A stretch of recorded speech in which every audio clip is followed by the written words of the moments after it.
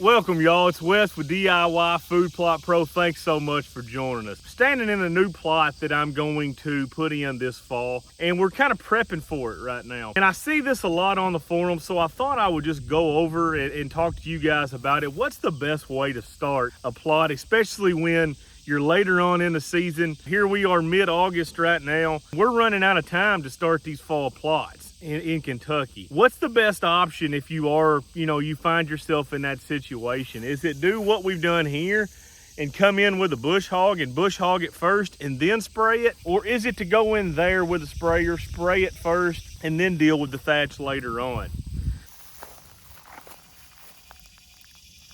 So as far as like changing it immediately, it's definitely, you're gonna see the most change bush hogging it first, like what we're standing in here. The issue with bush hogging it first is you're cutting off a lot of the growth on that plant. You're cutting that plant that might have been 3 foot tall, you're cutting it down to full 5 inches, and that full 5 inches couldn't get any sun. So there's not hardly any growth down on the bottom side of that plant. You may have just cut off all the growth to that plant, and the issue is, you go in there and you spray that now, you don't really have anything other than some stalk to try to put some herbicide on. You don't have any fresh growth, you don't have any leaves, anything like that to put that herbicide on to let that herbicide soak in.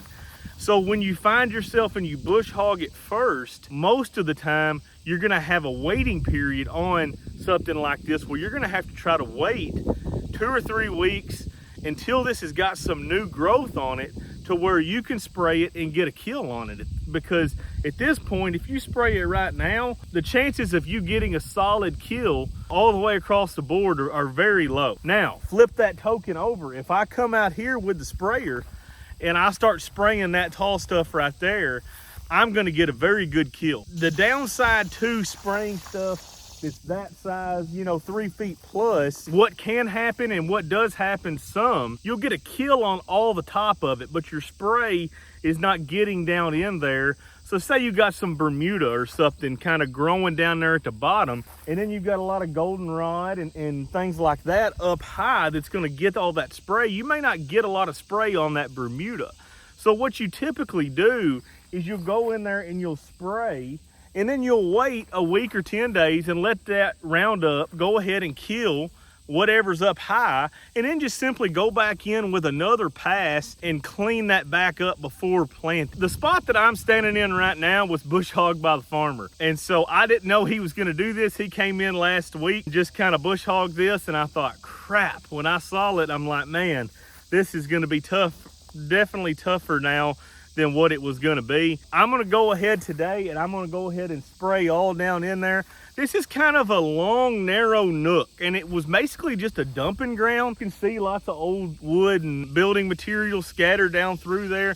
It was kind of an old dumping ground at one time. And the first thing I did when I decided I was gonna put a plot here is I got on that Web Soil Survey app and I checked the soil in this area to verify that we can grow something in here that I want to grow. So what I'm leaning towards right now is likely going to be a brassica for this fall and this winter. And then I'm also going to try to seed some clover in there with it, that hopefully in the spring when the brassicas are completely ate up and done with, then we'll have a good stand of clover. I'm trying it. I'm spending my money so that you guys don't have to. Some of you guys may have done this a whole bunch of times. Clover's not typically something that I like to plant an awful lot of, but in this nook, to me, this makes sense. We got a lot of deer pressure around here. We're gonna harvest a lot of does off this farm. I don't want the farmer to be getting his crops ate up all summer long. So this makes a good spot here that I can supplement the whitetails with something in the summer. But I think this makes sense for maybe a clover patch and then some brassicas this winter. This farm is a huge ag farm. It's probably the highest density farm that I have as far as the number of deer. They do a lot of crop damage here. There's a ton of whitetails that live on this place. Probably 60% tillable land, 40% woods. So anytime you can get a mixture like that, you're gonna have a high density deer population. And then we've also got a lot of thickets spread out through the hardwood timbers as well. So it just it has everything, but there's not a lot of wintertime food here. When the crops get harvested, the corn will be grazed on for the most part all fall long down here. And then I'll go in and I'll plant some either cereal rye, winter wheat, or buck forage oats on several different places on this farm. But there's not really a spot on this farm for turnips. And I really want that to get those bucks back up to their weight after the hard rut that they go through. So I think this plot makes sense. I'm gonna say this is somewhere, you know, there's a pretty good stretch behind you. So it's 70 yards probably still behind you. And then probably another, I'd say 100 to that big tree down there. So I'm gonna guess it's somewhere around an acre in size. I'll measure it all off, but once I get it sprayed and kind of get it killed down, but I'm not gonna walk through all that crap right now. I'm just gonna go ahead. I've got the sprayer mixed up with Roundup and Class Act, which Class Act just heats Roundup up, makes it work a little bit better. I'm gonna spray every bit of this, get this stuff to dying. We're not really in a bind. We don't have any rain coming. There's no rain in the 2-week forecast, so hopefully I can have this ready by the time that the next rain comes in, and I can go ahead and get some brassicas in and get some clover in. I've got some Merit Seed Company, bought quite a bit of clover off them, and then I bought a can of Domain, I think it's Big Sexy brassicas, and then I bought some TNT brassicas. So I'm excited to get those out in the field as well and give them a whirl, see what I like, what I don't like.